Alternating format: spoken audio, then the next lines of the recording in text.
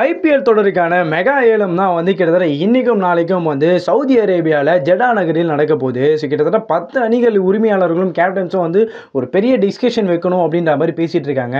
So இதெல்லாம் போயிட்டு இருந்தாலும் சிஎஸ்கே என்ன பிளான் பண்ண போகிறாங்க, சிஎஸ்கே என்னென்ன பிளான்ஸ்லாம் இருக்க போகுது அப்படின்ற ஆர்வம் தான் அதிகமாக இருக்குது அப்படின்னு கூட சொல்லணும். அதில் என்ன பார்த்தீங்கன்னா வந்து ருத்ராஜ் அவர்களும் ஃப்ளமிங் அவர்களும் வந்து ஒரு பிளான் பண்ணியிருக்காங்க, அதாவது டிஸ்கஷன் பண்ணியிருக்காங்க. அந்த டிஸ்கஷனில் நிறைய விஷயம் பேசும்போது வந்து ருத்ராஜ் அவர்கள் வந்து ஒரு விஷயம் வந்து ஃப்ளமிங்கை பார்த்து சொல்லியிருக்காங்க, நீங்கள் தான் பாஸ் சிஎஸ்கே, ஸோ அதனால் நீங்கள் தான் ஆளை பார்த்து எடுக்கணும் அப்படின்ற மாதிரி சொல்லியிருக்காங்க. அப்போ சொல்லும் போது வந்து ஃப்ளமிங் அவர்கள் வந்து ருத்ராஜ் அவர்களுக்கு ஒரு பதில் சொல்லியிருக்காரு, நான் பாஸ் இல்லை, நீங்களும் தோனியும் தான் பாஸ் அப்படின்ற மாதிரி விஷயத்த சொல்லியிருக்காரு. ஸோ இதுவே வந்து இன்னும் ஆர்வத்தை தூண்டும் போது என்னன்னா, நீங்கள் நம்ம இனிமேல் வந்து ஒரு நல்ல பிளேயர்ஸை நம்ம இது பண்ணணும், அதாவது நம்ம டீமுக்கு வந்து நல்ல பிளேயர்ஸை வந்து நம்ம சூஸ் பண்ணணும் அப்படின்ற மாதிரியும் ஒரு டிஸ்கஷன் இவங்க 2 பேர் வச்சிருக்காங்க அப்படின்றது பார்க்க முடியுது.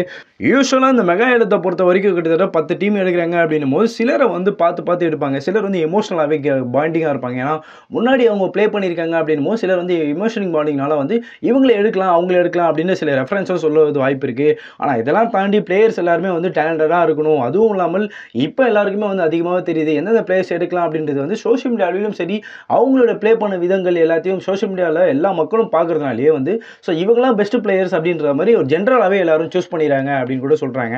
ஸோ அதே மாதிரி இந்த மாதிரி சில டீம்ஸ் கூட வந்து சில பிளான்ஸ்லாம் கூட வருவாங்க. அதாவது லைக் வந்து சில டீம்லாம் வந்து முன்னாடியே சில பிளான்ஸ் இருக்கும், இந்த மாதிரி பண்ணணும் பிளான்ஸ் இருக்கும்.